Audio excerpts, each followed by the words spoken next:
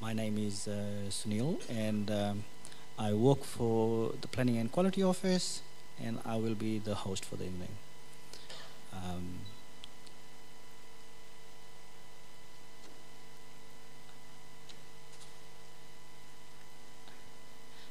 I'm just trying to remember the questions I had. Um, the first one. Um, what is your electricity bill? For those of you who have electricity bill above $500, can you raise your hands? About 300 to 400, about 100, 200, less than 100. Okay, good, good, good, good. Now, this is about energy, so we need to know, what sort of prices, the cost of the energy for people. Now, just the other question as well. Anyone here from the electricity, our utility, FEA? Okay. Anyone here from our regulators? Fiji Commerce Commission. Okay, good. We definitely have our researchers here from in the renewable energy, so that's good. And I think there's a lot of consumers, so good. Okay. The structure of the presentation is I'll be doing the opening MC bit, and then I'll pick up later. So without starting and saying too many things, I'll invite Jito Vanwanalai, who is the Director of Research. He will say a few words, and then he will introduce our guest speaker, which is Dr. GPY.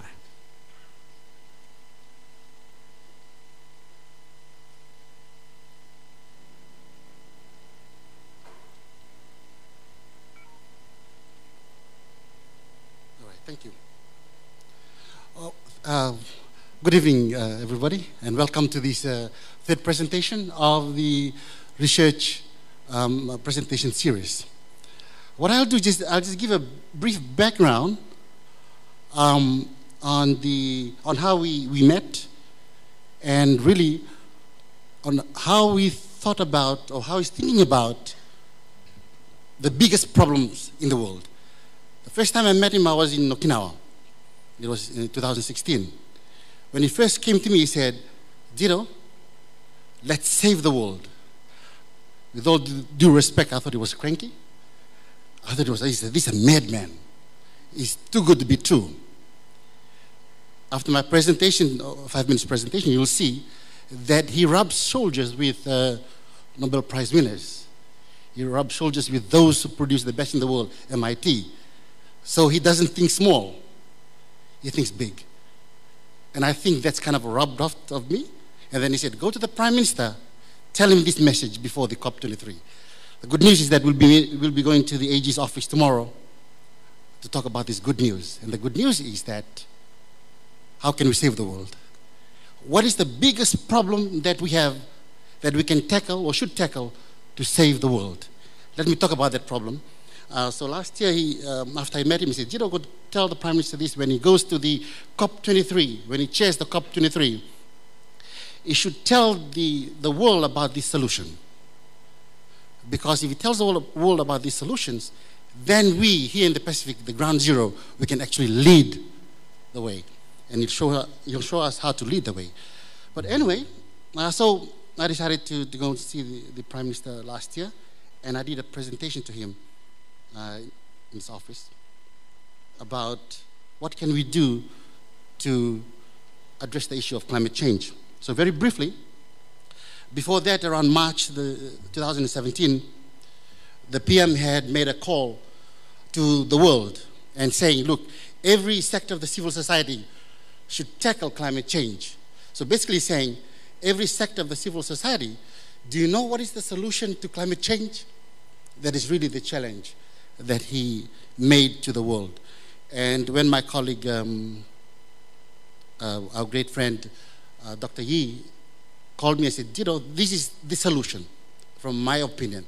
Now, coming from someone who rubbed shoulders with Nobel Prize winners, his PhD supervisor at MIT was a Nobel Prize winner as well. He'll talk about that. Then you tend to sit up and say, this is not coming from a cranky person. It's coming from someone big. And he said, go to the Prime Minister, tell him this thing.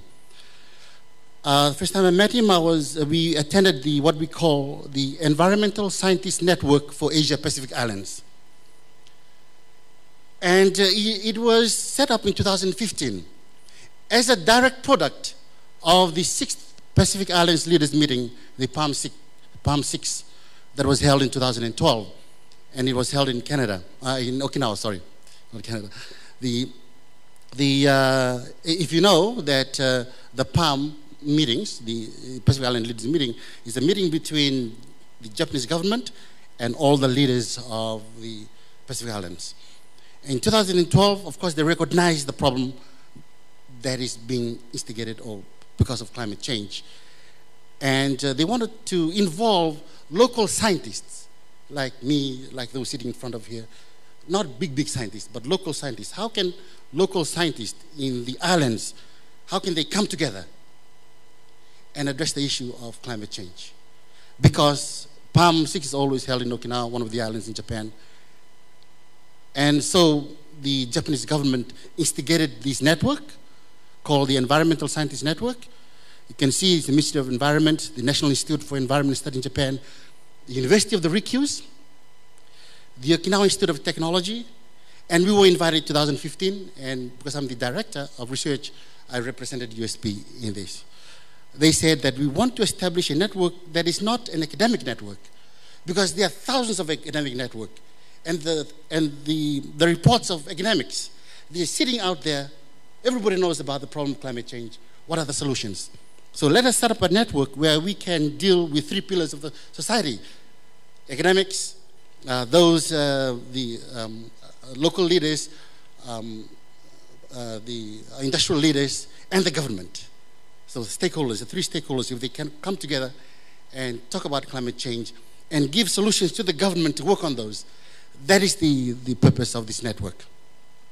Now let me talk about where he comes in a minute. So the University of the Ryukyus is the national university of Japan based in Okinawa. Okinawa is the southernmost island of Japan.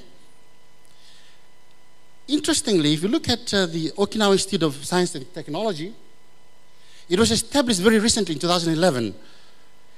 And it's got a budget of $370 million, which is higher than UC's budget, by the way, with only about 50 staff.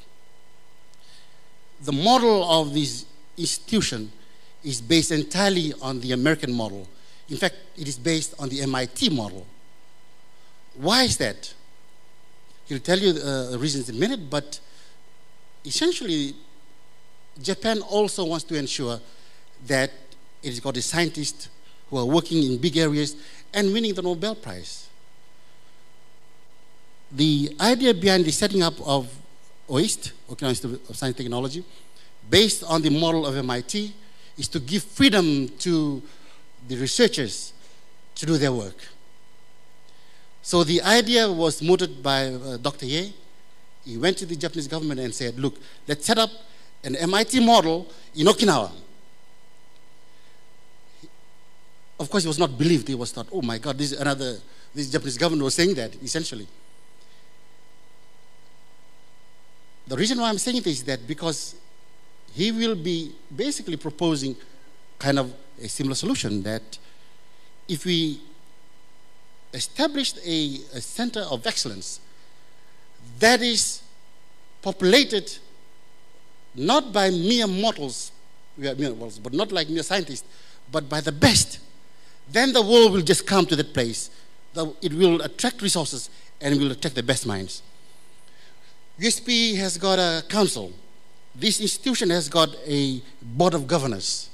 If you look at the board of governors, they are not made up of mere scientists. With all due respect to our scientists, to me as well, I'm a mere scientist. But it's made up, it is populated by Nobel Prize winners because they believe in a big vision. a big vision that is basically saying, guys, think about a big vision. If you guys got a big vision here in the Pacific, I'll help you. I'll bring the best. It's associated with MIT. Okinawa Institute of Science and Technology, Board of Governors, all Nobel Prize winners. Now the Japanese have the advantage of working with Nobel Prize winners, and since 2011 and 2018, they've produced about 16 Nobel Prize winners. What's the idea behind this? What's the idea was Dr. Ye from Fermi Lab. He'll talk about his lab in a minute. Link these two together. The Japanese government believed in him. They set up the institution modeled after MIT. And now the scientists are going down to MIT, not to Tokyo University. They're going down to MIT, to Okinawa, down the southern part, because the best scientists are there and the best facility is there. Now think about the South Pacific. Can we replicate the same kind of thing? Dr. Ye is saying, yes, there's nothing to lose out of this. And he'll tell us how we can go ahead with this idea. So let me introduce Dr. Ye. Dr. Gong Ye has been a high-energy physicist since 1985 at the Fermi National Accelerator Lab of the US Department of Energy. Born in Taiwan, he received education from International High School in Okinawa. And that's now you understand why he loves Okinawa. His heart is there. So he brought the best from the world to Okinawa. I'm trying to say, can you change your love to Fiji now, to the South Pacific, so you can bring the best to the South Pacific? MIT, he did his Bachelor of Science. At Caltech, he did his Master's and his PhD from MIT. He's an American Physical Society Fellow and the Okinawa Goodwill Ambassador. Dr. Ye's work and contributions include the discovery of the top quark. He's one of the elementary particles of the universe, and he'll talk about that today as well. He pioneered large-scale supercomputing using Linux, which is a programming language, and he created particle therapy centers. He'll talk about that as well, and the amazing miracle of the protons and particles which he discovered to treat tumor patients in Illinois, Taiwan, and other countries. He served as a member of the Republic of China Taiwan's Presidential Science and Technology Advisory Committee, and as a special advisor to Japan's Minister of Science and Technology Policy, he helped create one of the best institutions in Japan now, completely divorced from the Ministry of Education in Japan, working independently and attracting the best in the world. He's invited to the Science and Technology and Society Forum, the World Science Forum, and other gatherings of leaders worldwide for solving the world's biggest challenges, including energy, water, food and health, environment, and education. His research and interest in sustainable energy include wind, solar, biofuels, electrical vehicles, and improving energy efficiencies. In recent years, he has also focused on accelerator-driven system and thorium energy as a new source of energy. Dr. Ye has been serving internationally as an advisor for sustainable energy in many countries. This is what he said. Jito, go to the Pacific and inform them of this. If we have our vision right, if we declare tomorrow that let's go sustainable, if the government says let's go sustainable energy, if our university declares and said let's go sustainable, he'll say that we can get the world on our side because we are the ground zero. We establish the best institution there, let the Nobel Prize winners come, let the best scientists of the world come, and tell the world that, look, this is your problem, but we are happy to help solve that problem. That is exactly his message today, and I think he'll elaborate on that. So without further ado, let me invite Dr. Ye.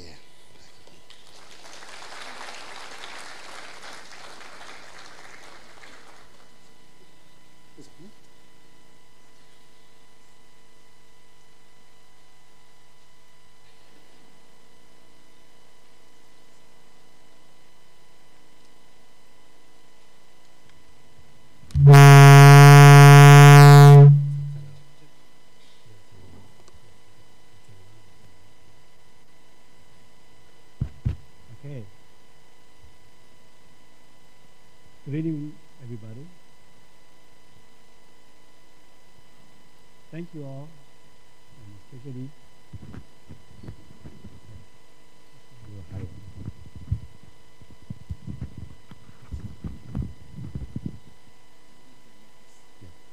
Thank you all for inviting me, especially thanks to Gito for inviting me here.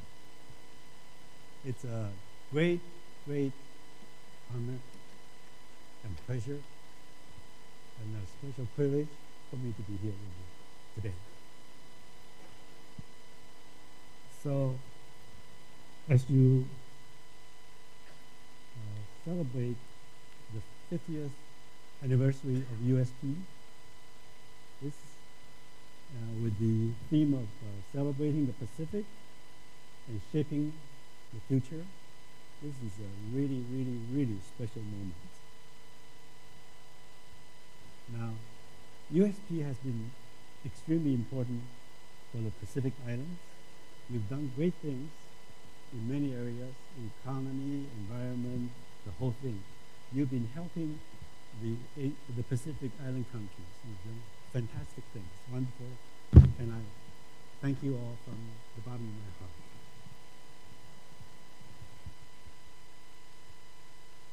This is our planet. And here we are in Fiji. Now this is the most beautiful, most fantastic planet in our entire universe. And Fiji is the paradise. And you are living in the paradise of our universe. So congratulations.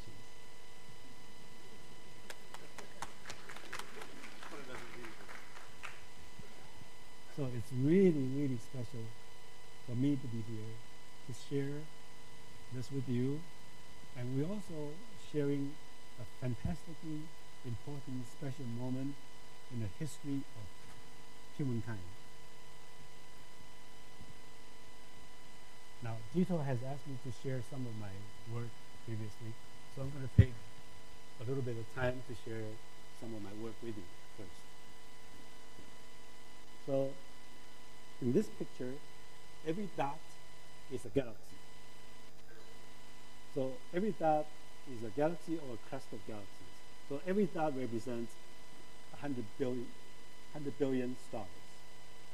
Every single point there is about 100 billion stars. And we measure this. This is not a simulation. We measure them. Going a little further, you see galaxies everywhere. Okay? So in fact, in our universe, there are about 100 billion galaxies. And on average, each galaxy has 100 billion stars. But our planet is the most beautiful one that we know.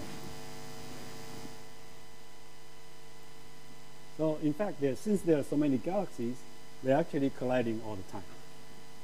So they're doing dances and colliding. So this one looks like one galaxy just punched a hole through another one because of the angle of traveling. This is kind of like our Milky Way, and our sun is way out there outside of the center of the galaxy. And if you look closely, actually our Milky Way in its past also swallowed a few smaller galaxies. Okay. This one here is Andromeda. And in 5 billion years, our Milky Way is going to collide with Andromeda to form an even bigger galaxy. And our sun may explode, maybe. So we know, actually, our universe quite well. Starting from 13.8 billion years ago, and it expanded really quickly with just the energy and quarks and leptons, the basic particles. And we know from the first second to now. And then the stars begin to form, and then the galaxies begin to form. And then, for example, this tiny little dot here is maybe a cluster of galaxies, and maybe one of them is our Milky Way. And then our sun is one of the 100 billion stars in the Milky Way.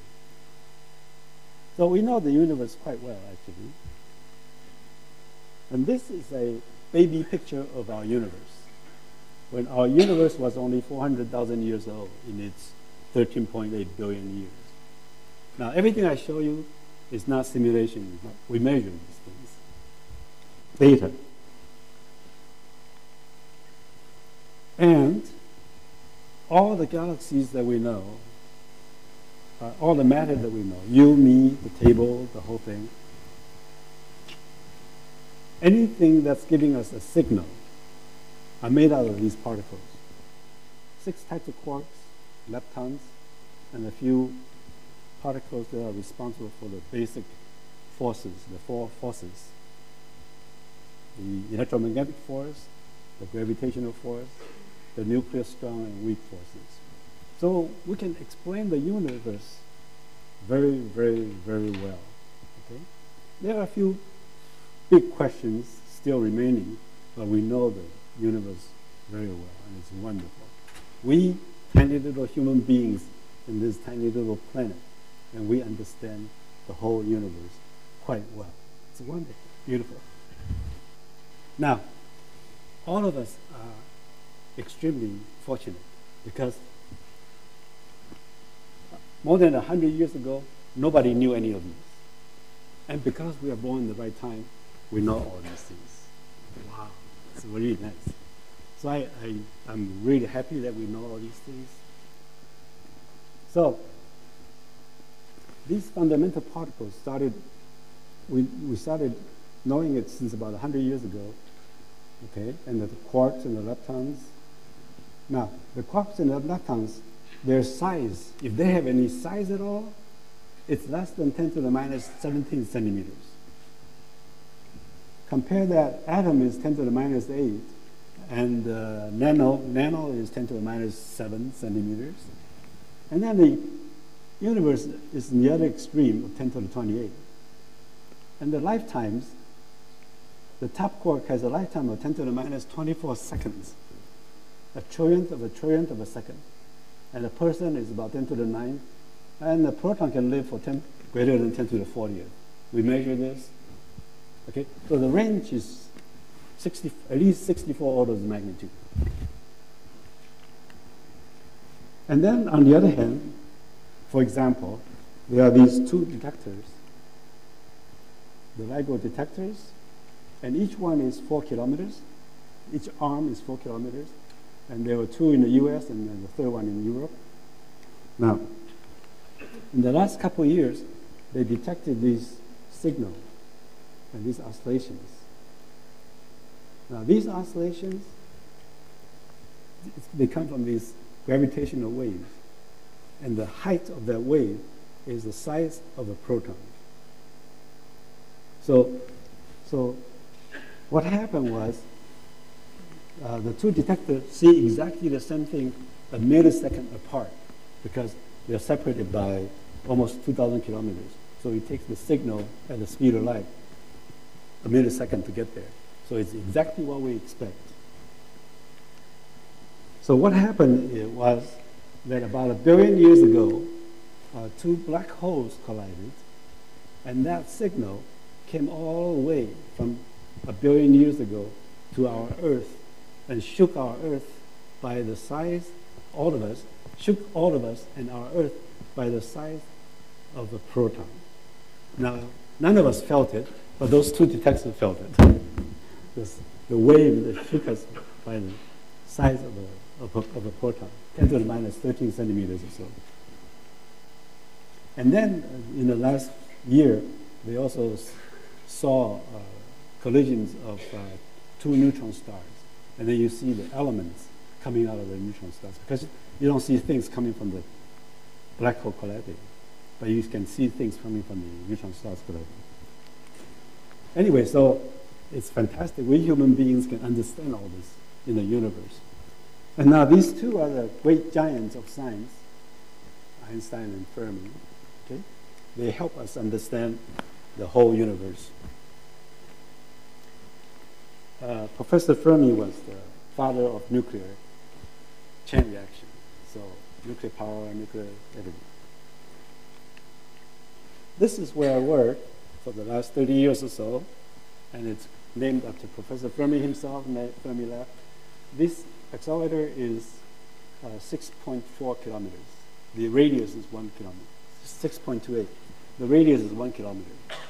This building here is a 16-story building, and that's the accelerator. And again, 50 years ago, a great scientist says, hey, let's build the best lab in the world to study the universe, and let's give it to the world. We welcome any scientists, students, professors who want to come do research, come to Fermi Lab. And so they come. Scientists from 40, 50 countries, 200 universities in the world come to work at Fermi Lab. Okay? So that's what you do. You build the best, and you give it to the world. And then everybody comes and work together and study. Okay. So actually, I went to Okinawa for high school. And so it's a tiny little island, smaller than Fiji. And I actually didn't speak English at all. So I went to high school and I started learning English. But 3-4 years later, I was accepted to MIT. So I went to MIT. So you can do this from a tiny little island, from Okinawa, I went. Okay? So, but once I got to MIT, MIT gave me everything. So I started doing research in the first year at MIT and started playing with particles. Okay? So then I can, wow, this is fantastic. Right? I can see individual particles. And this was my summer job, figuring out what happened here. And the second year, the professor sent me to Stanford. And this accelerator is 3 kilometers long. So this was my toy, my summer job, second year from MIT to Stanford, and playing with the particles. So then the third year on, another professor at MIT, they had just discovered the first 2 types of quarks. So they invited me to join this experiment that just discovered the quarks. So this is my advisor at MIT, Professor Freeman. And he is actually Professor Fermi, Enrico Fermi's last student. So here we are. Atoms, everybody knows about atoms. The size of the atom is about 10 to the minus 8 centimeters, but the quarks are less than 10 to the minus 16 or 10 minus 17 meters, less than that. Okay? And this is another professor at MIT, another team MIT and another team at Stanford that discovered another type of quarks. And this is Professor Letterman at Fermi Lab that discovered the 5th type of quarks.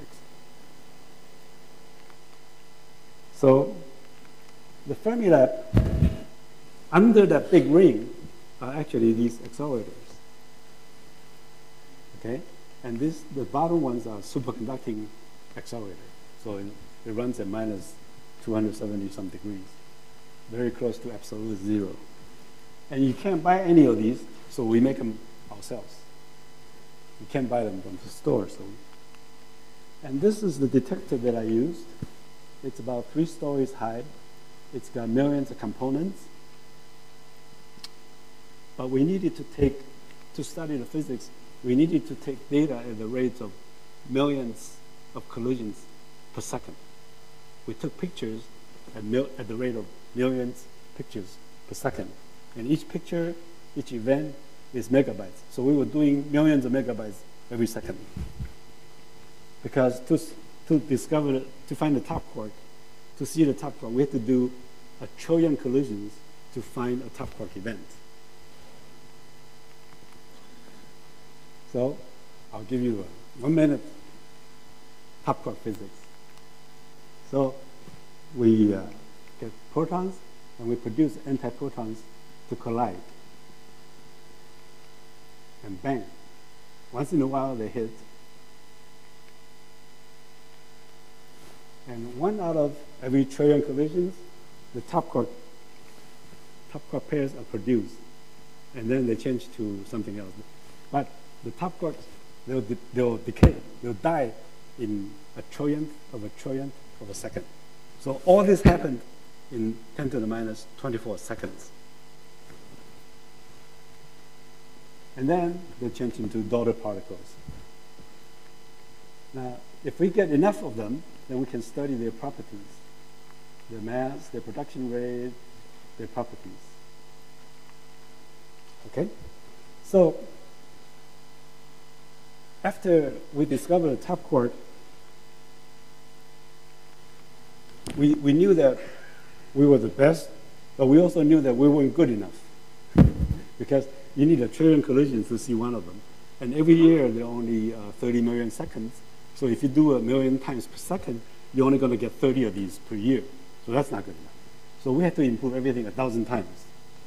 So as a scientist, we usually like to improve everything at least 100 times or 1,000 times every few years. You know, a factor 2 every year is not good enough. The Moore's law, factor 2, is not good enough for us. We've got to do much faster than that. We have to improve much faster than that. So so there I was. And, this is the picture of the first top quark event ever seen by human beings, ever seen by anybody.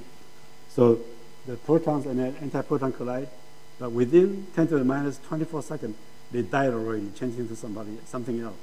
And then from these daughter particles, we could figure out what happened. So there we were, the world's newspapers, and this was when I was a little bit younger. But then we knew that we weren't good enough, so we needed to improve everything 1,000 times. Okay, so this is an IBM ad, and actually it's made by me. Okay, now, so before that, as soon as we discovered top quark, we also wanted to share all the data and everything to the world. And so the WWW was invented by some of our colleagues at CERN and Fermilab and Stanford. And so I wanted to share controlling Fermilab and my detector from anywhere in the world. So I tested the remote control room. So I took this to San Diego Convention Center, and I can control it Fermilab from anywhere in the world. So I can control it from here if I wanted to. Okay. Now, a few years ago, Google bought a small company called Nest for $3 billion so that you can control your thermostat from anywhere in the world using your cell phone. So we knew that we weren't good enough, so we needed to improve everything 1,000 times. So I thought, okay, now I also have to improve my computing power 1,000 times, right? And we were already using $5 million for a computer. So going 1,000 times, we had to find a new way. So I thought, okay, let's use free software and the cheapest processors, cheapest PCs, and make them run together to make supercomputers. So there we were. So we put this together and we show them in the supercomputing conferences using free software, okay, that college students were playing, and we used the cheapest personal PC to make supercomputers. Now you see, before we did that, the Fermilab computing power was about 500. But after we changed it, see, even a graduate student from Okinawa could do this, build a supercomputer, and then the computing power increased 100 times in a short time. Now, we could have increased 1,000 times if I wanted, just buy more PCs, okay? So we taught this to the world. And then the whole world followed. So now Google, Facebook, IBM, all the supercomputers basically use the same method. So this is a supercomputer at Fermilab, and we make it ourselves. And here at USP, you can make your own supercomputers. Okay. So this is Professor Wilson, the founding director, a great giant in the history of science and technology. He's the one who told the U.S. government, hey, let's build the best lab in the world. And we'll give it to the world. Okay? So, but he did many things, and one of them was the invention of a new type of treatment for cancer. After World War II, he was studying the behavior of protons, and he saw this curve. A proton would do almost nothing, almost nothing, almost nothing, and then at the end, dump all its energy. Right? And he saw this curve and he goes, oh, we can use that to treat cancer. Now that's a very smart person to be able to see that.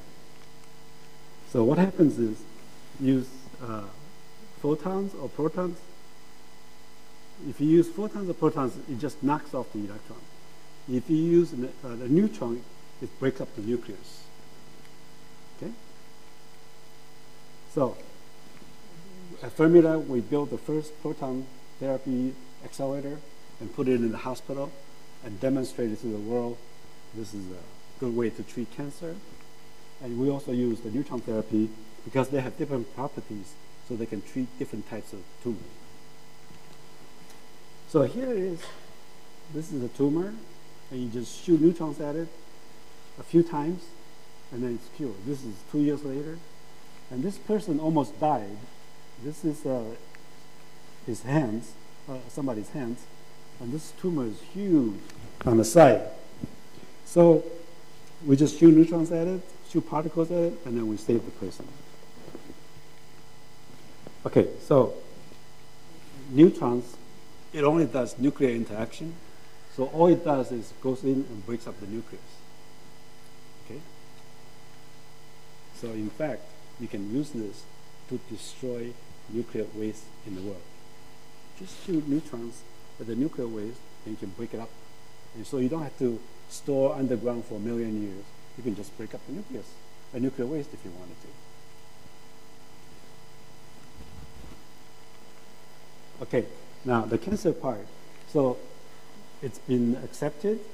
So it's been growing. The number of patients, the number of centers. By 2015, we have treated over 160,000 patients.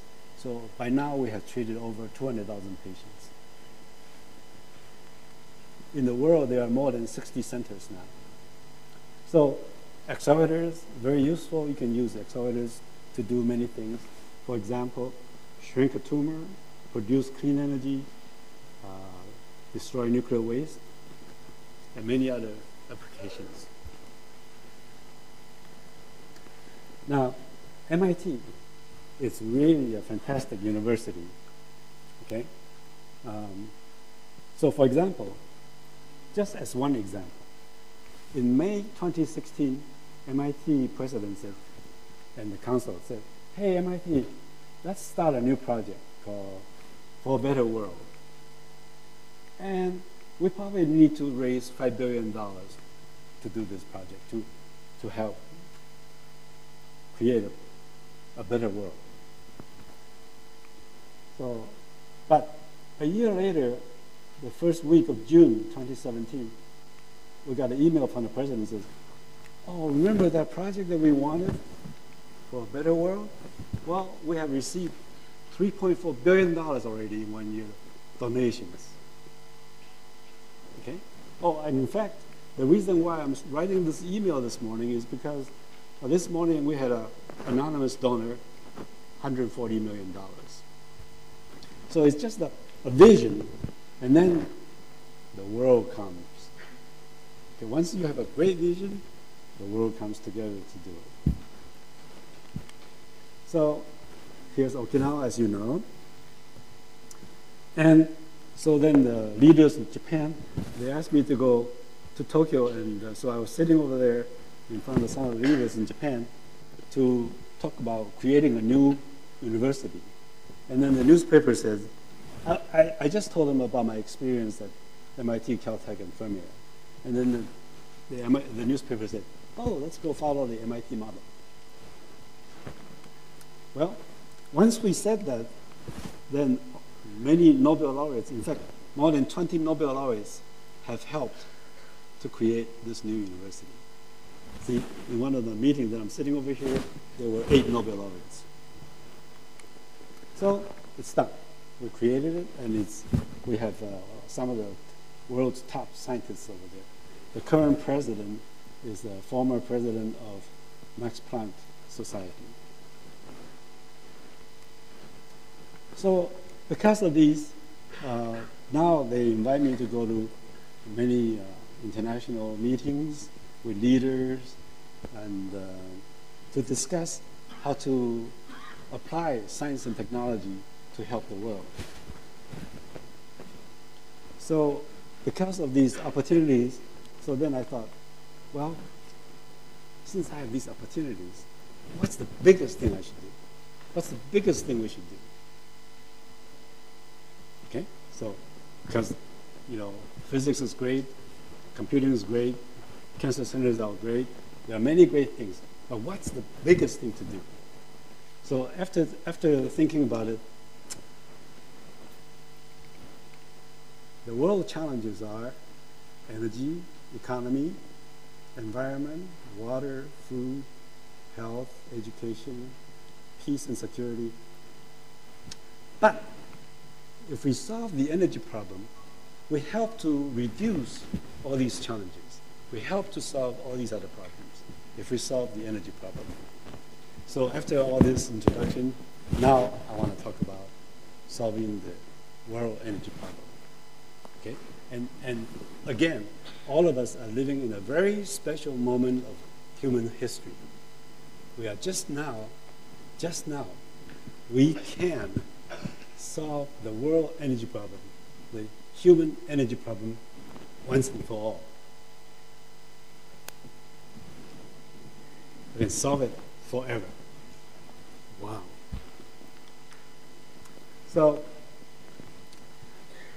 we have to, and we will solve the world energy problem. Just now, starting just in the last few years from now, we can solve this world energy problem. It's the greatest human challenge. It's the greatest human responsibility. It's also the greatest human opportunity. The greatest thing to do is solve the world energy problem. Because there are 7 billion of us, so we use 7 billion of us on Earth. We use 15,000 billion watts, or 15,000 gigawatts. So the unit I usually use is gigawatts, 15,000 gigawatts, because there are 7 billion of us on Earth. Now, because of these 15,000 gigawatts, we burn 10 billion tons per year of carbon, which means we humans are burning about 1 million tons of carbon every single hour. So we've been here almost 1 hour, and humans have burned almost another 1 million tons of carbon. Okay? Now, 1 million tons means 100 meters wide, 100 meters long, and 100 meters deep. 100 meters is about the length of a football field. So we're doing that every single hour. We need to reduce this as soon as possible. So the carbon emissions is a combination of all the fossil fuels and some because of the cement. And the big countries are responsible for most of the carbon emissions. But they are working on it. USA is working on it. EU is working on it. India needs to turn the corner. And China is flattening out. But this is not enough. We need big steps, really huge change. This is actually the seawater rising. It was actually measured as suba right here. So, yes, the seawater is rising. So, even Pope Francis has said, we need to take care of our common home. We really do. And again, just in the last couple of years, we finally got the Paris Agreement to say, hey, we need to do something, okay? It's not specific, but we need to do something. So also India says yes. So almost every country, basically every country agreed to it. And Europe actually has been doing well. Europe, okay, they have good goal and they've been doing very well. So Europe says by 2030, 35% of their energy will be renewable. So European countries are doing very well, actually. Now, energy fuels economy and development. Okay? So the more energy you have, the better off you will be.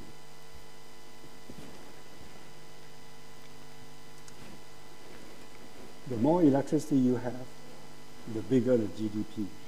So these are the poor countries where they have no electricity. And this is log scale. So you really want to have electricity. Okay? Every country really should have sufficient electricity to help the economy to have better lives.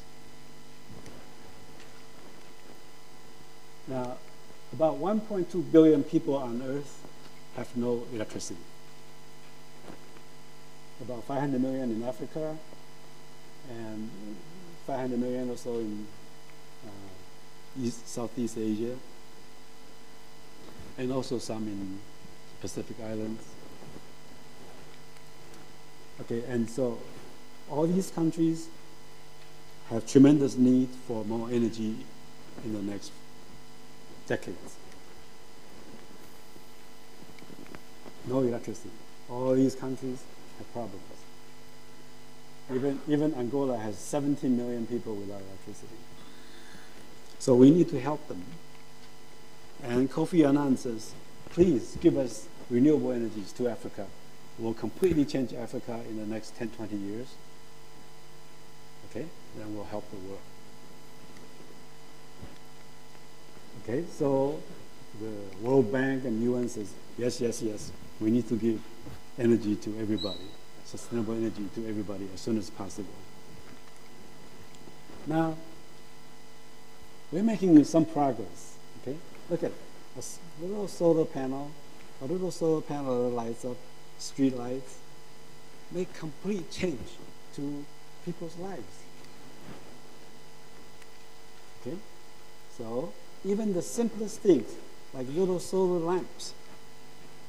You have a small solar panel, you charge a little lamp with LEDs. That's it. Some people can survive with a little bit of electricity at night. Okay. So it was a miracle almost. Even President Obama was able, and the U.S. Congress, they were able to agree. One of the few things they agreed was to go and help 50 million people in Africa have electricity for the first time. That's one step. Now, the hope and various organizations in the world now are working towards this goal of, this is Africa at the moment, but hopefully by 2030, it will be like this. Hopefully by 2030, we'll provide a big amount of renewable energy to Africa.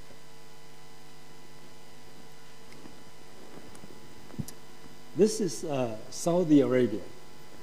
Saudi Arabia says by 2050, all the non-oil fields will be gone. And 15% of Saudi Arabia's energy will be coming from new oil fields. And the rest will be coming from some kind of nuclear or solar or wind power.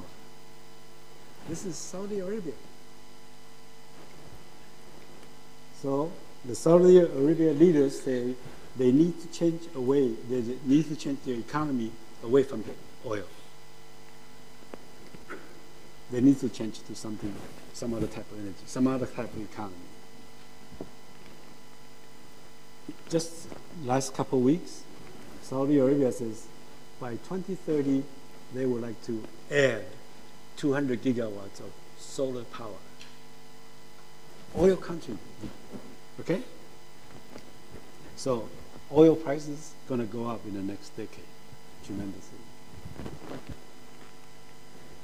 The headquarters of the International Renewable Energy Agency is in Abu Dhabi.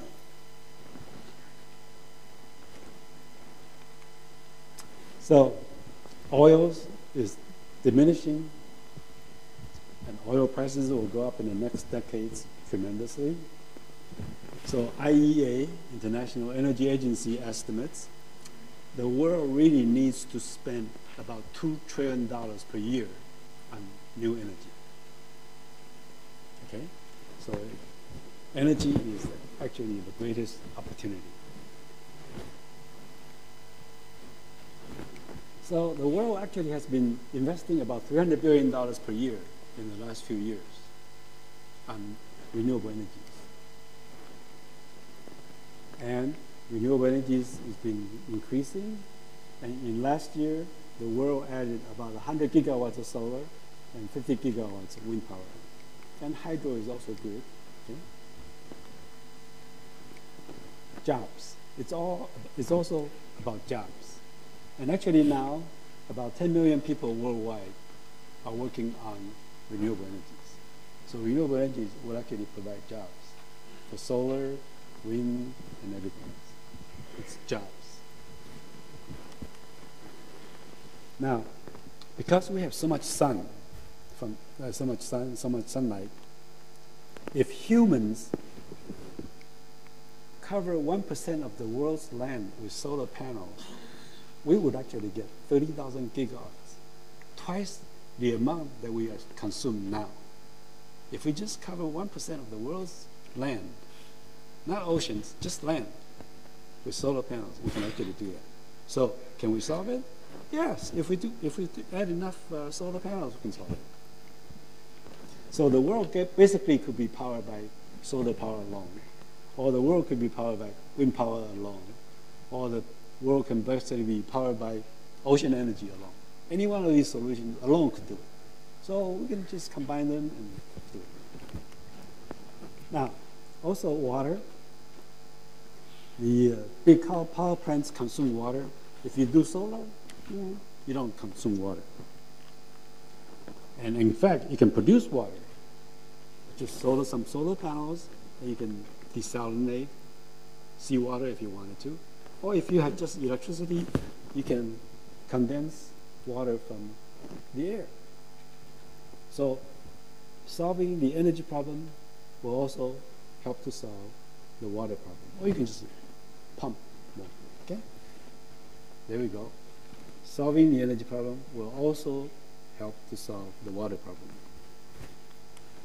And you could put solar panels. Japan has put some in the ocean. Now, even though this was done by a single company, and it was done in less than a year. 70 megawatts done by a company, it can be done in a year. And actually, Taiwan did this 10 years ago. A stadium totally powered by solar. Now, Japan and Taiwan have typhoons, like cyclones, okay? So any myth about, solar panels being damaged by cyclones or typhoons, not necessarily. This was installed 10 years ago and it's still working fine. And in every country, all the prices are dropping fast. Every country. Solar panels, module prices. Okay? So you can actually install solar power for about $1 per watt. Okay? $1 per watt. And the prices are falling. The prices are falling in every country. And the amount is increasing tremendously worldwide. So last year, China added, China added 50 gigawatts of solar, US 11. Okay, so solar power is great. Go for it. Now, even in Minnesota, they have solar water, hot water heating a snowy area using the sun to heat hot water, okay? And you guys have 300 days of solar or sun or something. You should be using, okay. So, solar water heating is also great. And wind power is, especially in the last few years, last 10 years. Okay, so wind power is also great, tremendously. Now, in 1 year, China can add 20 gigawatts of wind power. Okay, we would like Japan to add more wind power. China now has close to 200 gigawatts of wind power. US is about close to 90 or so. Japan only has 3.4. Japan needs to add more. Japan, Korea need to add more wind power. Okay, but look at this. In the last 10 years, it went from 16.7 to 90 gigawatts. All right? The one thing about wind power is that it depends on the height. This is wind capacity, wind power at the 50-meter height. If you go to 80, it increases. If you go to 100 meters, it doubles. Because it's proportional to wind speed to the third power. So wind speed increases a little bit, and it goes to the third power. So the higher the height, the more wind energy you're going to get. Anyway, so even the Texas, the oil state, has 22 gigawatts of wind power. And for example, Iowa, for the entire year, 36% of the entire state's electricity already comes from the wind. Okay, so the US East Coast alone could provide enough wind power to replace the coal being used by US. Just offshore wind power along the East Coast could replace the coal consumption in the US. So anyway, the wind power is doing great worldwide, and we need to increase the wind power usage in the Pacific. Okay, so onshore wind power, again, the prices is dropping quickly. So all the energy technology just become good enough in the last few years. So now you have this, Fiji is leading COP23 this year, and the USP is shaping the future, and all the technologies just become good enough in the last few years for us to do this. Tremendous moment. And look at it. Even Japan, Korea, and Taiwan, they have tremendous offshore wind power potentials. Right? If Japan just adds offshore wind power, it can solve its energy problem. Okay, now hydro is also great, and I understand Fiji has hydro. So hydropower is one of the least expensive, least costly, so that's good. And there's biofuels, okay? Burning wood is close to carbon neutral, so it's okay. Now actually you can actually make ethanol from grass. You don't actually have to use food anymore using the cellulosic ethanol. Again, this only become available in the last few years. Okay, so you can make biofuels here if you wanted to. Okay, so the US increase in biofuel production will be coming from the cellulosic ethanol. So the liquid biofuels, again, it's also growing, and there's biodiesel, okay? So you can produce it here, you can, if you want it. Now, a big thing about all your islands is boats. Well, Hawaii already has, biodiesel powered boats. So it's domestic, you don't have to import it. Okay. In fact, in the future, one option to fly airplanes is biofuels. When the oil runs out and too expensive or whatever, you can just run biofuel airplanes. Japanese Prime Minister Koizumi, he was really good, and he told Japan he had a new law in Japan to say, in Japan, you don't have to wear a suit. Now, May 1st until October 31st in Japan, when you go to Japan, you don't have to wear a suit by national law.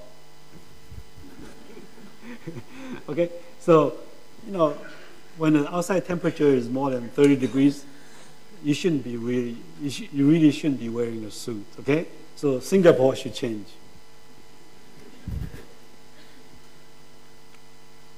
Remember that when you go to Japan, man, you don't have to wear a suit by law. Nobody can force you to wear a suit. Okay, now Taiwan had a new government last year, and before that, the former government wanted nuclear power, more nuclear power. But the new government says, no, let's go renewables. As soon as they said that, Singapore invested in Taiwan $500 million. So as soon as you say, we're going to go renewable, we're going to go big way, actually foreign investments come. Okay? So Tesla says, oh, good, we'll go to Taiwan. Right? So now the other thing is, there's ocean current. Right? Okay, now, so at my university, OIST, they've been studying this. So there's turbines available. Okay? And it's a good way. Ocean current will be really nice. And it's 24/7. Okay? And because the density of water is 800 times the density of air, so a small turbine gives the same power as a big turbine. Okay? And in Taiwan, they also studied the ocean current energy. So they said, hey, this is a great way. So both Okinawa and Taiwan and other places say one option is ocean current. Now, Hawaii, also in the last few years, they realized, wait a minute, until 5 years ago or so, Hawaii was importing 98% of its energy.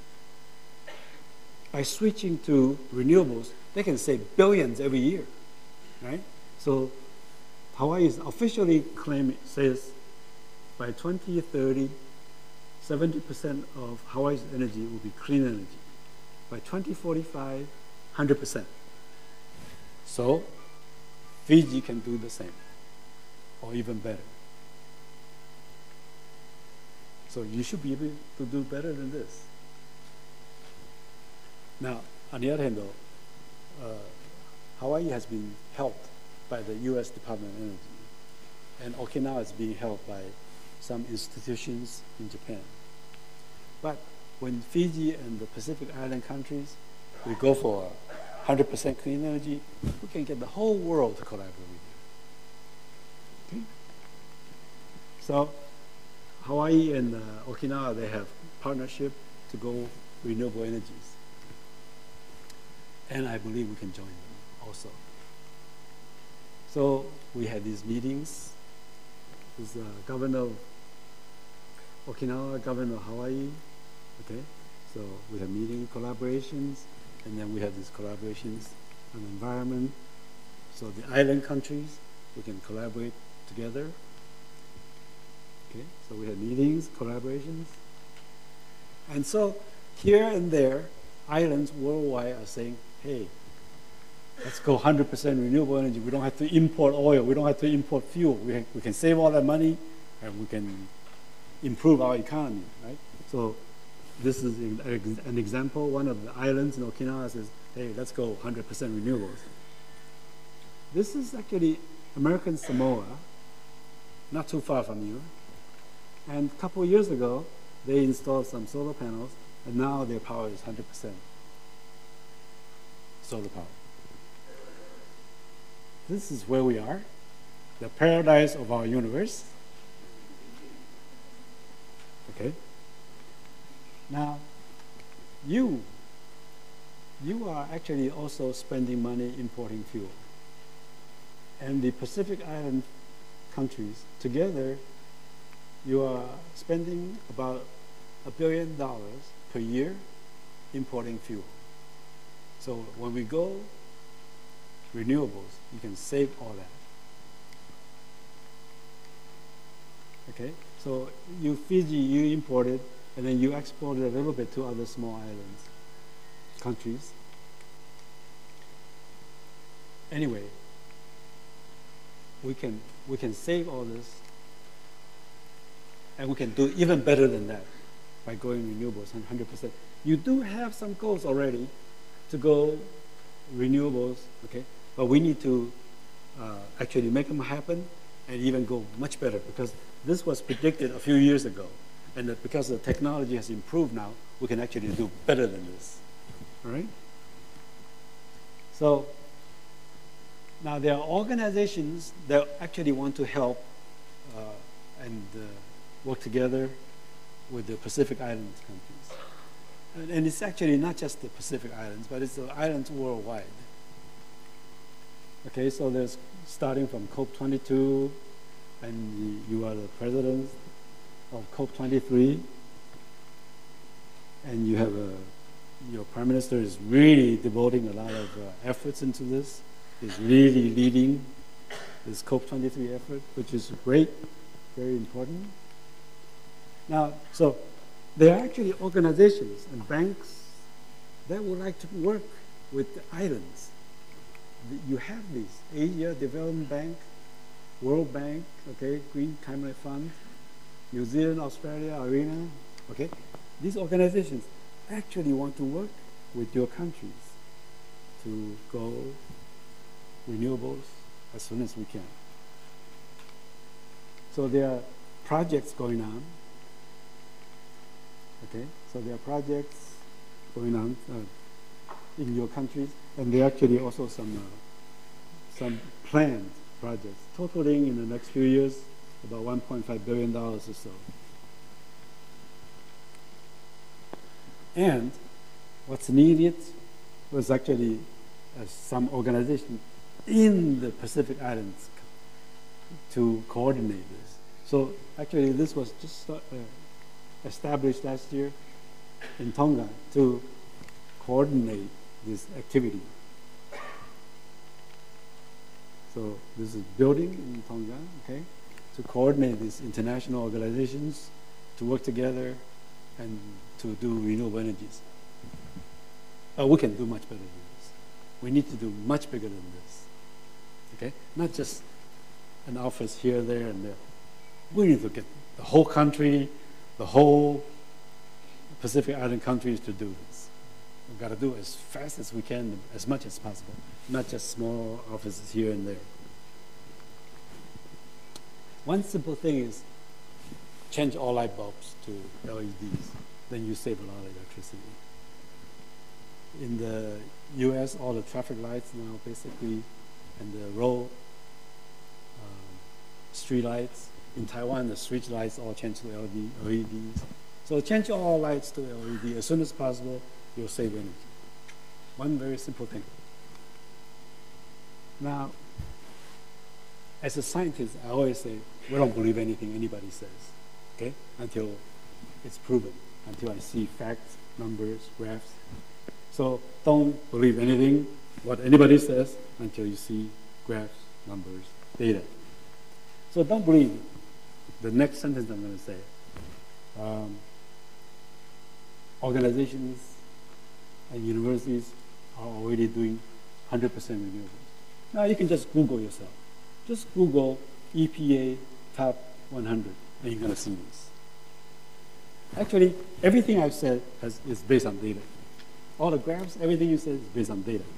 Now, so if you Google, just Google top EPA 100, you'll see that Microsoft, Intel, Apple, cities, various, about 1,000 organizations in the US, they are already 100% green power. 100% of their electricity is based on wind or solar or some renewable energies. And they do this voluntarily. Okay? Now, they do this not only because they have good heart, but also because it's affordable. The price is good. Otherwise, they wouldn't be doing it. Okay? Now, you will also see a bunch of universities, their electricity is already 100% renewable. If they can do this in the US, you could be doing this in all your islands, right? Because their electricity there is lower price. Even with the lower price electricity in the US, they're already doing 100% renewables. And for some of your campuses, some of your islands, the electricity price is much higher. You should be doing this. We should be doing this for islands worldwide. All universities, all schools, all kinds of things should be doing 100% renewable energies as soon as possible. Oh, then the people say, well, how do you store electricity? Well, there are many ways. With battery, or hydrogen, or pump hydro, or flywheels. Okay, very many ways to do this. In fact, if you just produce wind power, you can produce hydrogen. And this is already done in Germany. And once you produce the hydrogen, you can do whatever you want with it. Drive cars with it, or feed it into the grid. Okay, so everything's improving very fast. All these technologies all came in the last few years. Right? So electric storage is coming, batteries improving, okay? And for example, each one of these containers is 4 megawatts. So 10 of these is 40 megawatts. Okay, now that's almost all the energy you need. Right? For small islands, that's all you need. So just have some of these containers and solve your energy problem, basically. And Tesla sees the potential of batteries, so they actually invested $5 billion building this battery factory.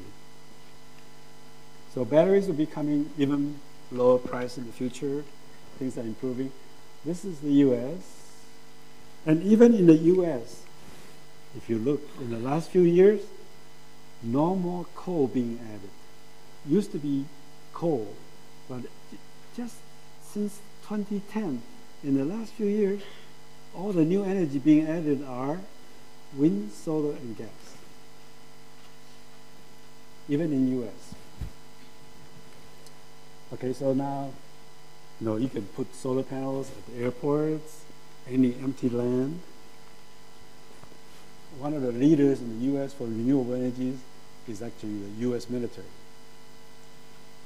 because it's safer to use renewable energies and energy independence than delivering fuel.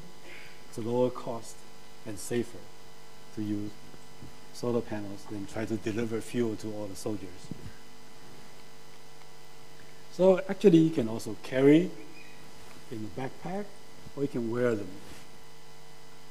And especially with the organic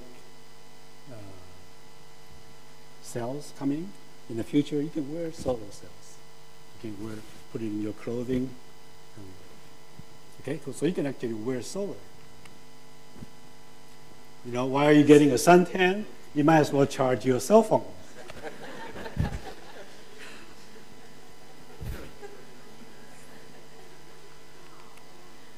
Okay, so you can have double-sided cells, double-sided, so the sunlight will still go through. So you can put the double-sided on your farm, even. Okay, and you can have art solar panels. And the animals are very smart. They know where to hide from the hot sun. Okay, I've seen cows hiding behind a wind turbine, or animals hiding in the shade of a. Okay. And Sunil asked me about, what about tiles? Okay. Well, there are quite a few companies that instead of the solar panel use tiles. This is tiles in a French villa. So even the tiles, solar tiles, can be beautiful. Okay, and they can actually come in any color. They don't have to be just a standard solar panel. And they don't have to be on the rooftop or on the ground. They can be on the side. Okay, there are many ways. For example, this is a museum, and its side is totally solar panels. So they can be on the side. They don't have to be on top. This is Disney. So Disney World is powered by solar panels. And even though they had a hurricane last September, this year Disney is increasing it from 5 megawatts to 50 megawatts. And they started this year doing this increase, and they'll finish before the end of the year. So you can add 50 megawatts by a company in less than a year. Okay? So we can move very fast. And you can charge cars, electric cars, okay, anywhere. Parking lots are perfect places. Parking lots are perfect places to charge your electric cars. And you'll make your car cooler. When you get in, you know, your car gets too hot. Well, if you have solar panels, it'll be cooler, okay? Shade. This car company says, and also many car companies, including Tesla, says, buy our electric car, and you can charge at our charging stations for free. You don't need to pay anything for driving your car. Okay, so all parking lots are ideal for charging your electric cars. In fact, the US already has tens of thousands of charging stations. And Estonia says, oh, great idea. So, but they don't have sun, so they use wind and fast charging stations, and they're done. You know, a small country, just have a couple hundred fast charging stations, and you're done. You don't have to use gasoline anymore. Now, even Netherlands, they don't get much sun. You get much more sun than they do. But even Netherlands is doing solar charging for the electric cars. So you can do this in the Pacific Islands easily. And a small company in Chicago says, oh, let's go sell charging stations to Jordan. A small company is selling 3,000 charging stations to Jordan. So there are all kinds of business opportunities.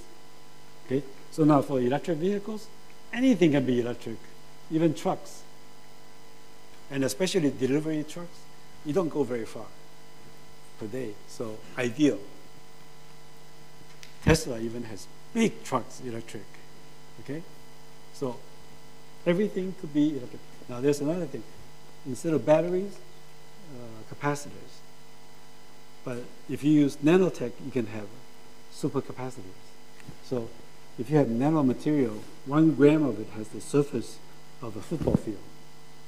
So now you have lots of surface to do capacitors. So this bus was built by a university, Utah, right? It's built by a university. They changed to, there's a plate at the bottom and there's a plate on the ground. So the bus will drive, and you can drive to a bus stop and get charged in 30 seconds. And you can go many other bus stops. And when it gets there, it can be charged in 30 seconds. So, right? So you don't need to take long to charge, and you don't need oil, you don't need gas, you just get charged. You can do this. Right? So everything, all transportation could be changed to electric if you wanted to. And one of the easiest ones to start is golf carts. And even boats. There are already electric ferries. Taiwan, Norway, okay? You can change some of your boats to electric, and you can just charge with your sun. Charge with your sunlight. So there are electric boats already. This is very doable now. Or you can use hydrogen. Okay? Just use wind power or solar power to produce your hydrogen, and then you're done. And there are already hydrogen buses, hydrogen trucks, hydrogen stations. Okay, so you should have some hydrogen stations in the islands. Hydrogen boats. Hydrogen boats. Okay, and hydrogen can be used two different ways: to replace diesel or in fuel cells. So there are so many ways to do this. For example, Volvo said starting next year, they will no longer produce regular combustion cars. From next year on, all their cars will be either at least hybrid or electric. In France and UK, they say the same thing. By 2040, all their cars will be either hybrid or electric. And then there's the wave energy. Okay, so there's infinite wave energy. You develop this, it'll be there. It's coming. But we do this. There's infinite energy. And then there's the ocean temperature conversion. Okay, now so the study says, wow, these are ideal area for using the temperature change between the surface and the bottom of the ocean. There's a temperature difference, and you can use that to create electricity. Okay, so Hawaii has been studying this, and Okinawa has been studying this. Hawaii has been studying this, but your islands are perfect for that. Okay, even better than Hawaii or Okinawa. So this is the principle, and they demonstrated. Okinawa and Hawaii each has demonstrated 100 kilowatt scale, but they are this is 24/7 continuous, right? So each one of these is equivalent to 500 kilowatts of solar power, and they are in the process of making much bigger ones. So we can join them and make these if we wanted to. In fact, some study says Hawaii could be powered by this ocean temperature alone. We don't need anything else. Again, here we are. Okay, and so it's very doable. It's a bigger difference than Okinawa actually, or Hawaii. So electricity cost, wind, biomass, hydro, the cost of these electricity from renewables already lower than fossil fuel. So renewable energy cost is already lower than fossil fuel. We should be using it. You will save money, and you don't have to import, and you can produce even more electricity. That'll improve your economy, your lives, everything. And then when you go for it, when USP go for it, and the World Collaborative go for it, we can help all islands in the world to do this. And we can help Africa to do it, because Africa is just villages, kind of like islands. Okay, so renewable energy also means jobs. Okay, so worldwide there are already 3 million people working on solar energy. Now, the percentage of world electricity, wind is still small, and solar is still very small, but it'll improve very fast. Okay, it'll improve very fast, and the world is adding this much energy from wind and solar every year now. In the last 3 years, the amount of energy being added with wind and solar, each one of these years is equivalent to 15 new nuclear reactors. So the world is adding energy every year now from renewables equivalent to 15 new nuclear reactors.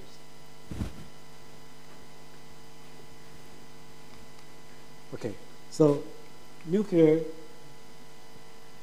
is a small investment now. The world is now investing somewhere between $250 billion, $3 to $300 billion per year on new energy now. In this country, in Fiji and the small islands, the Pacific Islands countries, I don't need to talk about nuclear power. So I'm just going to mention it a little bit. Nuclear power has 5 fundamental challenges: the safety issue, nuclear waste, weapons proliferation, the cost. And even if you didn't have all these other problems, the way we are doing it now, using uranium-235, you can only use it for 100 years or so. So that's not a solution. And the 400 reactors in the world provide 350 gigawatts. So the 400 reactors in the world only provide 2.3% of the world's energy. So they have actually not been effective in reducing carbon emissions. If we turn off all the 400 reactors in the world, the carbon emissions goes up by 2.3%.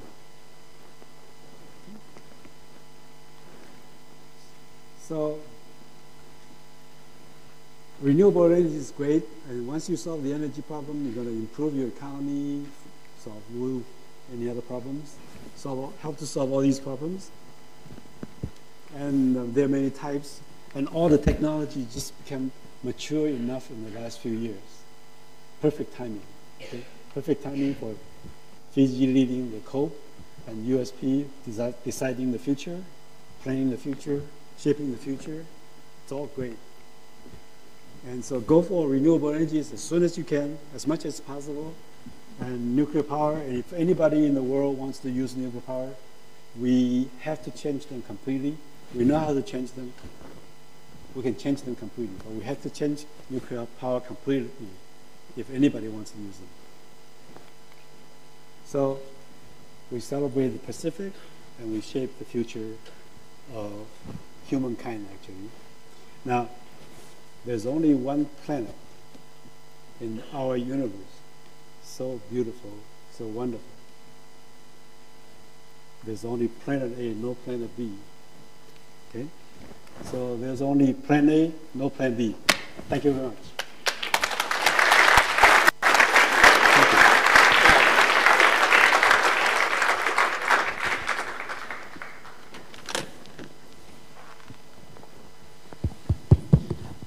Thank you, Professor. That was awesome. Before we thank Professor Ye and Jito, we have time for some questions. So, anyone has any questions?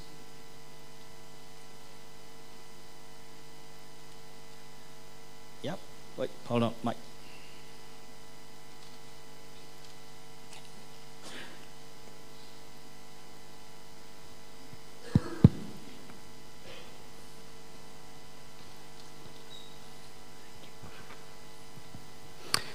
Hi, first of all, thank you very much, your distinguished professor, for giving us a very educational talk today. It's a privilege to listen to this kind of very highly regarded accomplices like yourself. So, coming back to the Pacific, there are so many interesting information you gave, and we are still trying to grasp all of them and thinking about which is the best way to approach it in the Pacific. Now, a few years ago, when I was as a student in Japan, we did a study on 2 things. One was on microbial fuel cells, which are produced by bacteria from wetland. And in Japan, they have a common, one popular delicacy is renkon. It's a lotus. So we collected some mud from there and grew them in the lab. But in those muds, there are thousands of bacteria growing in there. And we were able to harvest electrons from those, which supplies the current for energy. We did manage to harness it a bit, and it could charge cell phones, or even gave some twinkling lights on the bulbs. The problem here is the efficiency. We also did publish and isolate a bacteria which is currently the highest current producing bacteria in the world. So there's a group at Massachusetts University also doing this, using our strain. Now, in the Pacific, there's a lot of mud sites. What do you think about this? Is there a potential for these kinds of ideas to be even harnessed here in the Pacific as well? I can see in Japan that many of the discoveries, the studies were done in the universities, and the companies provide the funds. Students give the data, and companies collect this data and produce new products. How about us in the Pacific? Can USP probably, what is your advice on this? We also did a study on the cellulosic ethanol produced from golf grasses, because there's a lot of golf fields in Japan. So my professor at the time, he's now retired, he collected waste grasses and used an enzyme from the bacteria called Aspergillus oryzae, and then they produced ethanol. We tried the ethanol on some vehicles in Japan, it worked. But again, efficiency is also a problem. The cost of production is higher compared to these conventional fuels that are available. What are some advices from you that probably can give a way forward for us in some of these options? Thank you. Professor, why didn't you use this? Okay. So, there are many energy sources that we humans haven't used.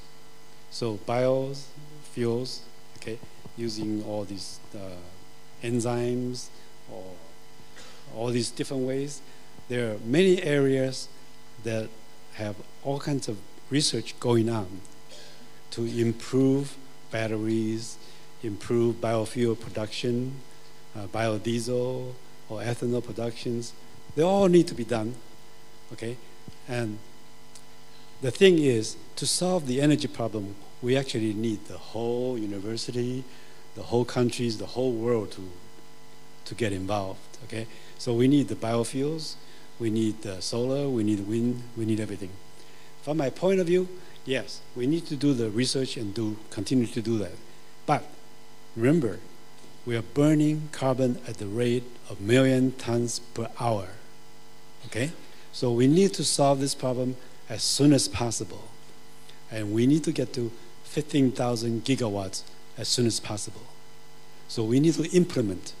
Now, I think the role for Fiji and for the Pacific Islands is to start implementing them as soon as possible. You know, there are a bunch of universities already 100% renewables, right? So let's get USP to do 100% renewable energy as soon as possible, okay? Now, there will be continue to have R&D, to have more things, more energy sources available. Please do those too. But we need to implement, use them, use solar, wind, whatever is available now, the technology that's been matured, we need to do them as soon as possible. Thank you. Okay. Yep. I thought you were asking. No, he's passing out the time. Oh, okay.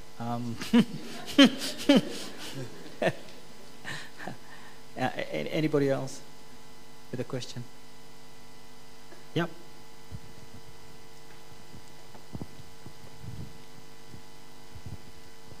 Thank you. It was a very informative talk. Thank you very much. Thank you. Based on the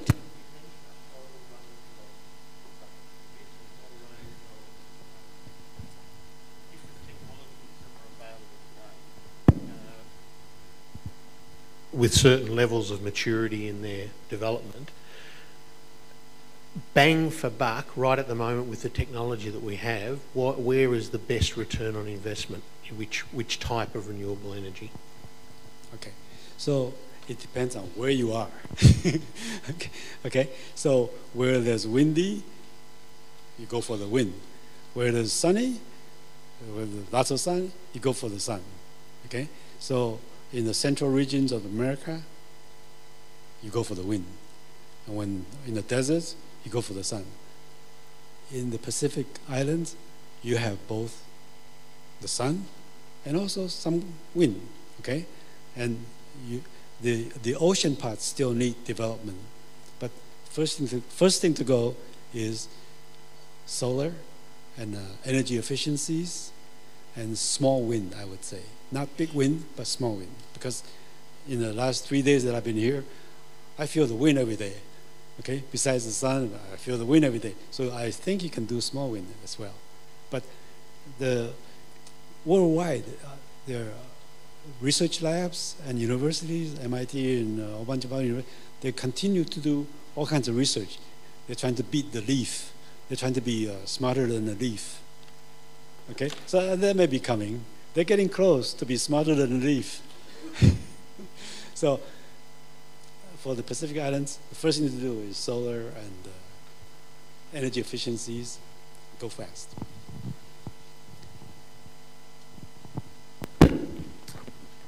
Yeah, thank you, Professor. Any more questions? Oh, okay. While we're waiting, I'll just share a little research that I was doing, and this is the last few days since I've met Professor. He's raised my awareness with the whole business of renewable energy, solar in particular, and a bit of stats really impressed me, and this is the return on investments. In 2011, if you invested in a solar energy setup for whatever watt, payback was about 8 to 9 years.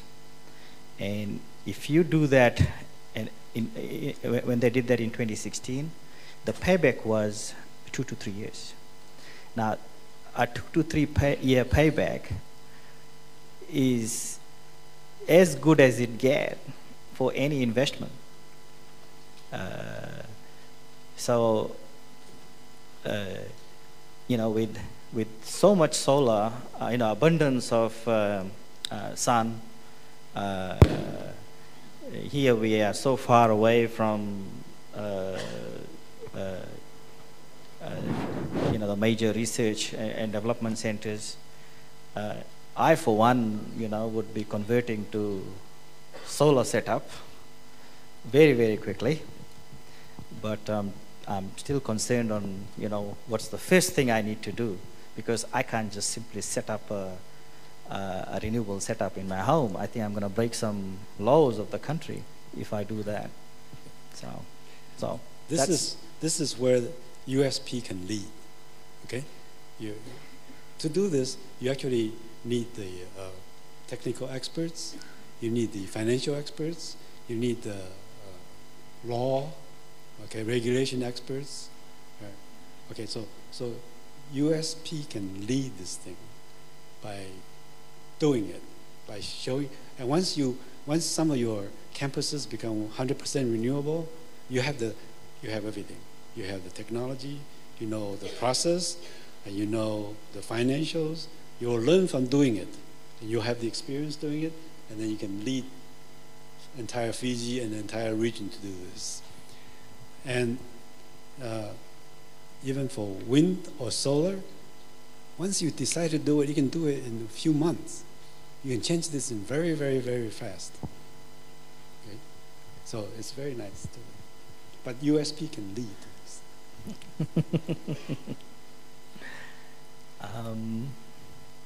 Yep, good. There's a question there.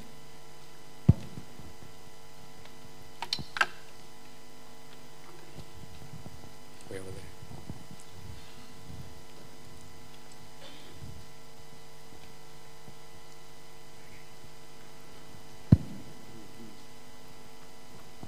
Thank you, Professor, for the enlightening presentation. And I would like also to join my two other colleagues to congratulate you for sharing the knowledge that you have with us this evening. For us in the Pacific, we are faced with the dilemma that the projections in terms of emissions are telling us that if we continue to emit greenhouse gases at current levels, we will be reaching the 1.5 degrees at around year 2040, which will be detrimental to our ecosystem and human survival in the Pacific. But here you are telling us that we need to accelerate action in terms of investment in renewable energies, which if we achieve that for all the Pacific Island countries, this will still be seen as an investment with diminishing return because there will be still continuous increase in emissions from developed world that will still reach the 1.5 degrees Celsius, which will still be detrimental to our survival and ecosystems. What is your reaction to this statement? Okay, thank you very much for your statement. The thing is, I know your damage with your carbon emission is tiny, okay? Here it's not about your carbon emissions, really. I never mentioned about carbon emissions because of the Pacific Islands. What you do is, first, you go renewable energies. It's good for your islands in the first place, okay? It'll improve your economy and much big improvement to your economy because you're going to save that $1 billion per year and your GDP will grow many times. But then when you do that, you also lead the rest of the world, all the islands and all the countries like in Africa or Southeast Asia to go renewables. The effect is your effect, USP, Fiji, the Pacific Island effect to help lead those islands, all the islands worldwide and all the villages in Africa, okay, and to go for it. And then you show the big countries, you show the US, Europe, and Japan, and China, and all this, India, you show those big countries who are doing all the emissions that we are serious. We want to help solve the world energy problem. You're going to encourage them to help solve their problem as well. When the whole African countries and all the islands go renewables as fast as we can, you will also encourage those emitters to reduce their emissions. And that's when you really change the curve of carbon emissions. Okay? We lead, and then those other countries will also follow. So, for example, as I said earlier, in the U.S., there's 1,000 organizations, including universities, go 100% renewable, and then others follow. I said, "Oh, this is doable." Okay, they didn't know it was doable, and they didn't know that it was affordable. Okay, but when other governments who haven't been considering it, they watch this and they go, "Oh, this can be done now. It wasn't doable a few years ago." All these technologies and these costs come down in the last few years. It's only now. Until 3 years ago, it was difficult. Until 5 years ago, it was difficult. But now, okay? And the solar power now, as I said, it can be done $1 per watt. And where actually it's no longer depending on the cost of the solar panels anymore, okay? A big chunk of the solar power now is labor and licensing. The solar panel decrease, it will continue to decrease cost, but that's not important anymore. So it's experience, it's doing it. The more you do it, the lower the price. So lead, and the rest of the world will follow.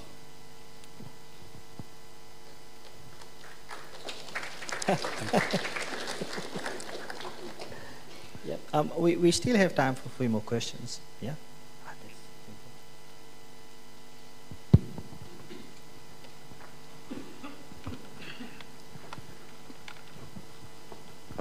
Thank you very much, Professor Hay.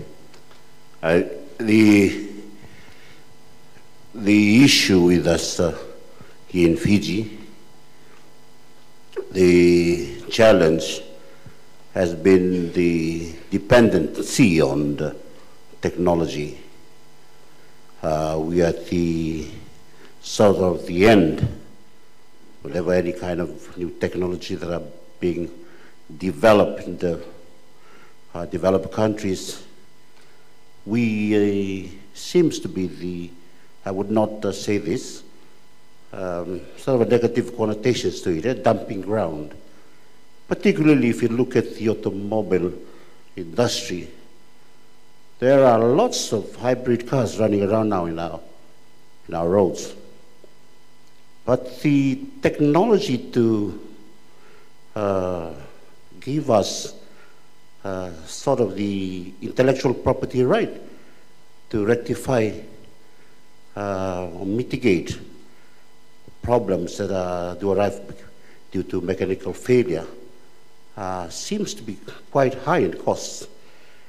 The thought, therefore, when you have a center of excellence, and I'm believing that if this is replicated in our region, how does this focus? What is really the impetus that we can take advantage of this sort of franchising intellectual property right on technologies that can help us face this problem, and instead of depending on technologies that are being brought in, we are sort of reshaping our life and taking the lead, not only as a end user, definitely as a country that innovate technology. I'm not talking about big technologies, I'm talking about small household goods and all of those utensils. And so how do we master this? If this is being replicated, it'll be an exciting time for Fiji and also, I believe, the rest of the Pacific Islands. Eh? Okay, Thank you. Yep. So, ideally, it would be fantastic. It would be really, truly wonderful if in Fiji we can have a new institute like OIST, a world-class institute in Fiji. That would be tremendous. Okay?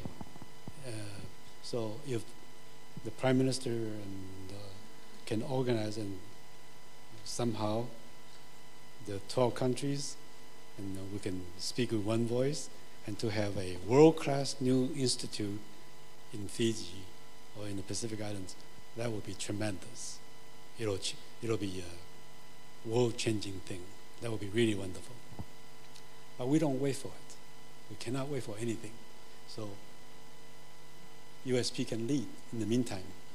Let's get USP to lead in the meantime. And you do it in many ways. Now, in all of my projects that I've done, it's always open source. I've given everything away. The computing, the cancers, the university, it's always open source. I just do it and just give it away. MIT does the same thing. There's open course. You can just go use the MIT lecture material. It's open course. There are institutions, organizations, people who do it and just give it all away for the betterment of all of us. So we can do that. And Google supposedly gives everything away, but it's the biggest company in the world. So even when you do open source and give it all away, there are ways to make money, okay? Right? And in fact, Microsoft, who used to try to keep everything, and it's a smaller company now, okay? So there are various ways to do this, but I like open source, and we just do it and just give it to the world. But it would be fantastic if we could get a new world-class institute in here. In Japan, in Okinawa, we were lucky. Prime Minister Koizumi says, "Oh, that's good. Let's do it." Okay? And in Japan, it only takes the Prime Minister to say, "Okay," and we're done. Now, it's actually, the OIST is actually a bargain. Even though, it's $200-300 million per year, okay? It's actually a bargain. It actually changes Okinawa's future completely. And it actually has also helped Japan tremendously. So even a few $100 million per year is a bargain.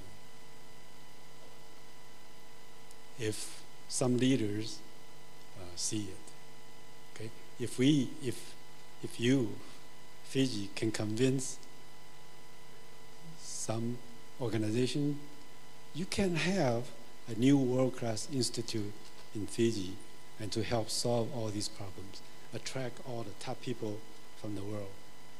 It doesn't cost that much. It's a bargain, actually. If I had the money, I'd give it to you. Jito, you want to say something? Oh, please. Oh, well. Yes. Do you have a mic? Yeah. Thank you so much, Professor. And like all the others have made comments, I am with them for praising you for the good work that you've been doing. This is my little concern. I come from a very small island in the Kingdom of Tonga. About 11 years ago, the government of New Zealand decided to come and install solar.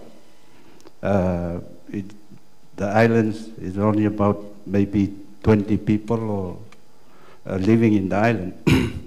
But now it started at the beginning as a very, very good project, and people thought that it's a very good investment. They have able to have a electric radio and lights to study. But after a few years, it becomes a problem. The problem was the maintenance of these solar panels. And after a few years, it's becoming more big problem. It becomes a waste, and it's an eyesore on the island because it's not, it's rubbish. But what I want to ask, if you, in your research, are thinking of making these panels renewable as well. I mean, I think that will be a big challenge for us in the Pacific as well. When I look at all the panels on the Disney panels, it's not a small amount of solar panels. It's quite a huge amount. So how can we deal with the waste if the lifetime of these panels will be become to an end? And go back to my question at the beginning, are you in your research thinking of developing solar panels or windmills that will be renewable as well? Thank you so much. Yeah, thank you for your question. So I said a few times, all these technologies somehow all came together in the last few years. Okay? Finally, everything matured in the last few years. So 3 years ago, 5 years ago, it was not quite mature and it was too expensive. So the solar panels now continue to improve, efficiencies continue to improve, and in most parts of the world, they are good enough. But they'll continue to be improved. Okay? Now, are there further developments? Yes, there are people making improvements in organic solar panels. So you can just print it. Organic, okay? You can just print it now, and it will be flexible, and it can be any shape. So they're still improving, but we don't have to wait for those. Solar panels now, especially in the last few years, are good enough. About the recycle, well, in the process of making solar panels, there's some energy consumption, there's some materials. We would like to know what to do with them after 20, 30 years. Actually, the solar panel should last 20, 30 years, not just a few these days, okay? So they should be good for. Now, so there's some environmental issues, but they are minor compared to the fossil that people are burning. Okay? So there's a little bit of environmental issue. It's not zero, but it's far better than burning fossil fuel for the 20 years. So it's a much better solution.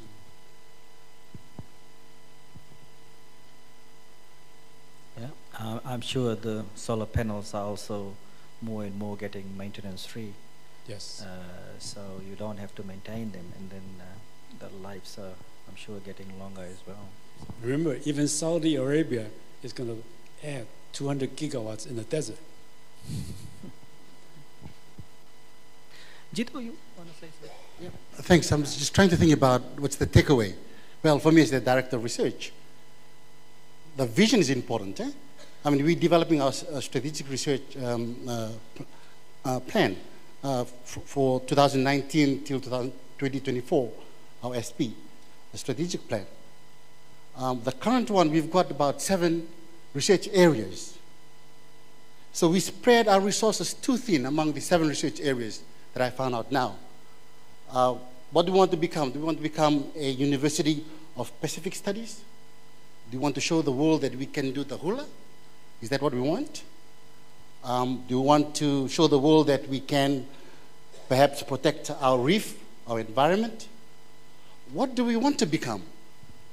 Well, hearing from the professor, I think now is opportunity when we develop our SP in the next 6 years that we can focus on some areas and be explicit about it. At the moment, it's too implicit. Broad, for example, good governance. Broad climate change. These are too broad for me as a director to put money where it needs to be put. And so, as I mentioned, we spread our resources too thinly. We are good and not good at anything. We are master of all, trade of all jacks or something? Jack of all trades. Yes. All right. So, therefore, I'm proposing that a proclamation would be one of the focus areas of research would be sustainable energy. Now, once we have that focus, then we can have the economics around it. Then we can ask our economists to do the cost-benefit analysis. We can ask our engineers to do the innovative part of it. For example, how we can tailor the technologies to small island countries. Yes. We can ask some mathematicians like me to do the analysis, the simulation, and so forth. So the economy around a focus area will become much better, much more enhanced, and we focus only on a particular area. That'll be a better way to go, in my opinion. So we decide on how many areas we can focus on, make it, as I mentioned, make it focused, sustainable energy, perhaps, IT, yep, climate change, some aspect of climate change, and maybe Pacific studies. That's more than enough. But the more we have, the more confusing it becomes. The other takeaway that I can, well, at least for me, once we declare what we need to do, as he mentioned, now the world will say, okay, these guys are serious about sustainable energy, for example. Then they would be willing to pour in resources.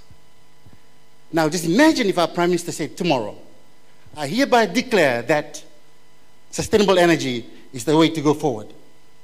I'm sure MIT, like you said, within 1 week, will give us, what, $3 billion?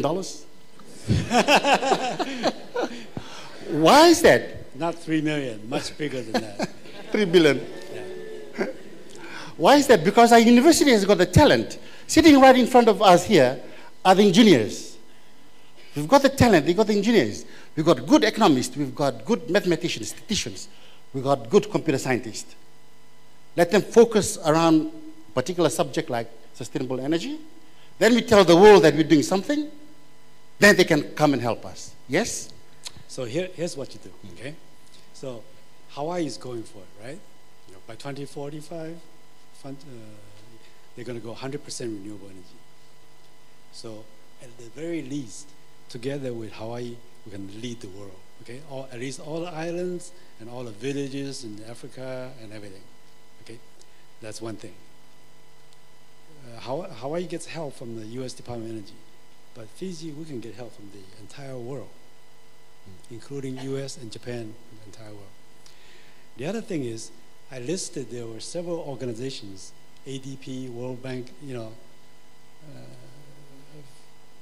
IRENA, all those organizations. They already have some plan to want to work with the Pacific Islands, except they got a lot of problems.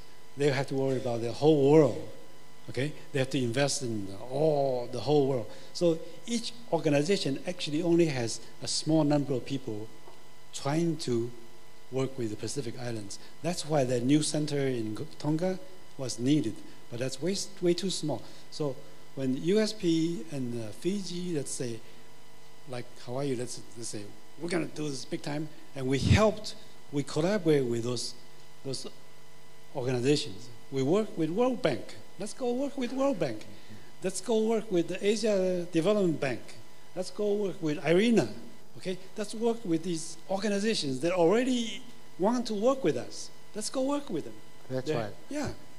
And the final takeaway, by the way, just give me one more second. Final takeaway from that, like you said, that this is the first time ever in the history of humanity that there's now an opportunity or a solution to energy crisis. That's right. Right at this point in time. And therefore, we have the opportunity to lead the world in this area. Yes, sir. Yeah. Now, for me, that's good enough. Thank you. We are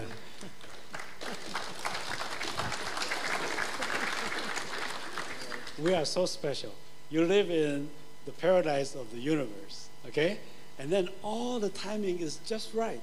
All the timing, you are leading COPE, and you are deciding the future, okay? And all the technology finally mature, for the human race, and we can solve the world energy problem, the human race energy problem now.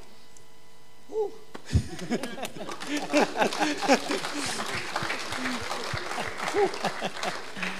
Okay, so there's light refreshments outside, but before we do that, let's thank Professor Ye and Dr. Jito for putting this all together.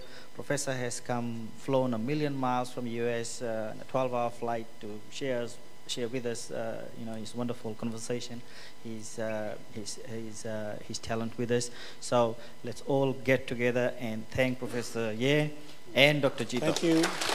Thank you. Thank you. Thank you. Like I said, there's light refreshments outside. Help yourself.